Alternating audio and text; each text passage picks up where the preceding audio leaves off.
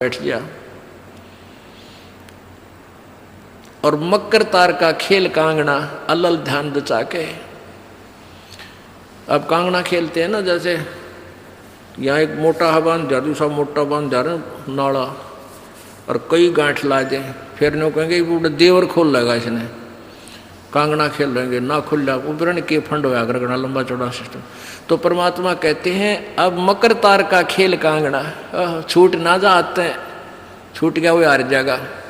तो उस मकर तार का ऊपर से जब आत्मा यहाँ से चलेगी, परमात्मा कई तरीके से इसको कहीं किसी स्थान पर किस तरीके से आपने जाना है, तो आप कभी कई बार एक आध बार कभी ध्यान वैसे ही कुदरती लग जाता है, बैठ जाते हैं, कभी आंखें खुली है तो भी बंद हो जाती हैं। और कई बार ऐसा होगा कि एक मकड़ी के तार जैसा आपको लंबा स्ट्रेट बहुत, उसका कोई और छोर आप नहीं देख सकोगे, ऐसा तार सा नजर आएगा, उसको मकर तार कहते हैं। उसके साथ लग के आत्मा जैसे मकड़ी उस तार को पकड़कर ऊपर चढ़ जाती है, ऐसे वो मकर तार का आपको दिखाई देगा जब चलेगी यहाँ से आत्मा संसार छोड़ के। तो एक मकर तार का मार्ग आपको मिलेगा, उसके साथ चलना, उसको छोड़ना नहीं तो उधर नहीं जाना, नहीं तो मार खा जाएगी। तो ऐसे ही वो कांगड़ा खेलते हैं, जब दोनों और दाव लगा देते हैं, तू खोल गया तो तू हार गया हारगी, तो ऐसे अपने अपनी जबरदस्ती से उसको पकड़ लेना है उस मकर तार के, उस मकर तार को। मकर तार माने मकड़ी का तार। ऐसा एक रास्ते में आपको ये गाइडलाइन होगी कि इसके साथ साथ चल, भ्रमित ना होना सतलोक जाने के लिए। वो कुछ समय कुछ स्थान तक मकर तार है, उसके बाद फिर परमात्मा का अलग से मार्ग है। सुरत नृत्य है डोली तेरी, बैठ सुन शिखर में जाके, मकर तार का खेल कांगना अल्लल ध्यान दचा के। ओए होए, एक एक वाणी का आधा हिस्सा भी इतना जबरदस्त भर रखा भगवान ने। अब अलल पंख, अलल ध्यान दचा के, एक अलल पक्षी होता है, उसको अनल भी बोलते हैं। अनल, अनल माने वायु, यानी वो आकाश वायु में ही रहता है, ऊपर नीचे नहीं आता।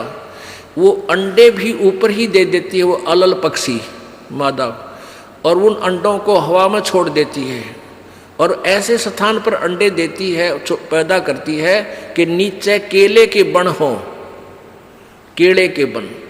तो केले कैसे फंसे रहा कर, केले के बना बनो आपस में बहुत लंबे लंबे बढ़ जाते हैं। तो वहाँ आकाश से वो अलल पक्षी बहुत लंबा चौड़ा होता है, वो कम से कम भी सैकड़ों फुट लंबा और 50 फुट की चौड़ाई होती है। इतने बड़े बड़े पर होते हैं उसके, बहुत ज़बरदस्त लोहे के तौ की तरह, और पंजे होते हैं जैसे नो चमटिया की तरह, खुर जैसे बहुत ज़बरदस्त नाकुले, बहुत मजबूत, और 4 पैर होते हैं उसके, पक्षी होता। तो वहाँ से अंडे छोड़ देती है भगवान हवाला है। अंडे नीचे आते हैं हवा की घर्षण से, वो परवरिश को यानी वो पक जाते हैं, और केले के अच्छे भारा भारा अंडे होते हैं, वो 2-2 दड़ी के, और ऊपर तो 1-1 दड़ी के, 5-5 किलो के, और ऊपर तो आते ही वो केलों के पत्तों पर आकर गिरते हैं। उन केलों को तोड़ते हुए सपीटते नीचे आते हैं।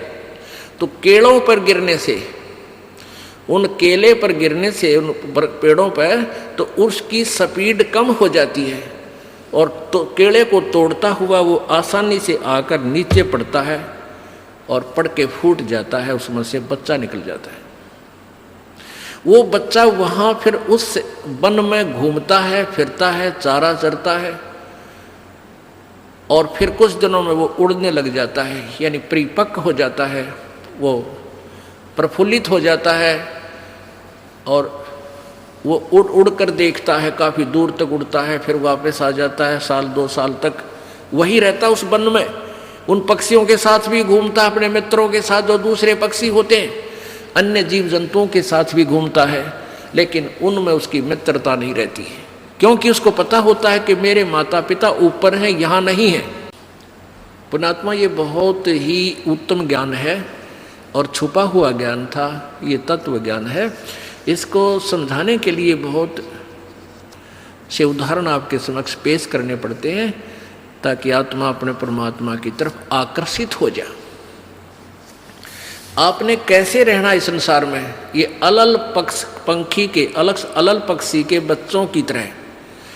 अब वो यहाँ आए, यहाँ आसपास उस वन में पक्षी पशुओं के साथ रह रहे हैं, लेकिन उन एक पल भी वहाँ जाने को नहीं बोलते कि एक बार हम उड़न जोगे हो जावा, उसी दिन भाग जावांगे यहाँ से, हम जवान हो जावें तो उसी समय चल पड़ेंगे।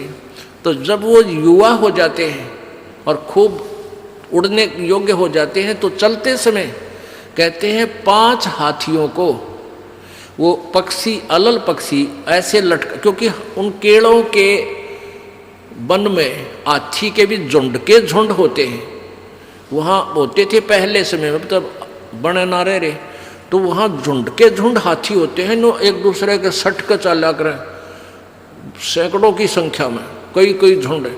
तो वो अलल पक्षी उनके ऊपर झपट्टा मारता है और उसके इतने तेज वो होते हैं 1.5 फुट के पंजे, और उनको ऐसे फंसा लेता है चारों हाथियों के, 4 हाथियों में, 5 और 5वें ने नोक मुंह के साथ। कहते 5 हाथियों को उठाकर वो अलल पक्षी आकाश में चला जाता है अपने माता पिता के पास, और फिर उनका आहार लेकर जाता है, वो आहार उससे उनसे करते हैं। तो अब आप यहाँ आए हो अलल पक्षी की तरह ध्यान रहे, एक पल भी वो पक्षी का बच्चा अपने माता पिता को नहीं बोलता कि मैं यहाँ का नहीं हूँ, मेरे तो ऊपर है माता पिता, और जब मैं यहाँ से जब जाने जोगा हो जाऊंगा 1 मिनट में चल पड़ूंगा। तो आप उस अलल पक्षी के बच्चे की तरह यहाँ अब तैयार हो, अच्छी खुराक खाओ राम नाम की, और मजबूत हो जाओ, और चलते समय इस राम नाम की कमाई लेकर ऊपर चलेंगे। अब कहते हैं अलल ध्यान जचा के वो पक्षी का बच्चा एक पल भी वो यहाँ रह ही नहीं सकता, उसको ये पता होता है, कॉमन सेंस होती है कुदरती, कि मेरे माता पिता वहाँ है, जिस दिन मैं यहाँ से जाने योग्य हो जाऊँगा 1 पल नहीं रहूँ यहाँ पर। तो ऐसे आपने ये हर दिन उस सतलोक में जाने का अलल पक्षी की तरह यू ध्यान लगा के वो जचा के रखनी है, इसको भूल नहीं पड़ने देना। मकर तार का खेल कांगना अलल ध्यान जचा के, और बैठ विश्वास सेज बिछा के, जो शब्द छैल आवे है। अपने आत्मा कह कबीर सुनो भी साधो, मैं तो हूँ विश्वास में, जो क्रिया जो साधना आपको बताई जाती है वो साधना वो है जो सब सदग्रंथों में प्रमाणित है, और वो है जिन महापुरुषों ने परमात्मा पाया उन्होंने भी यही क्रियाएं की। तो आप एक विश्वास रूपी सेज पे, जैसे दुल्हन होती है अपने पति के इंतजार में वो बैठ जाती है, तो ऐसे ही कहते तू अपना विश्वास रूपी सेज बिछा के इंतजार कर उस परम पिता के आने की। विश्वास तेरी सेज है, यानी तेरा विश्वास है तो मालिक आवेगा, और विश्वास नहीं है तू ही वहां से चला गया कि तो फिर पति कहाँ मिलेगा।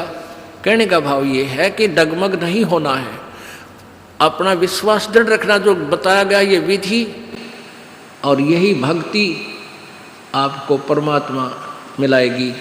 यानी शब्द छैल का अर्थ है वो अविनाशी परमात्मा, शब्द अर्थ अविनाशी को कहते हैं। अविनाशी परमेश्वर तेरा पति तुझे वहां लेने आएगा, और इस प्रकार हम परमात्मा पाएंगे। बोलो सतगुरुदेव।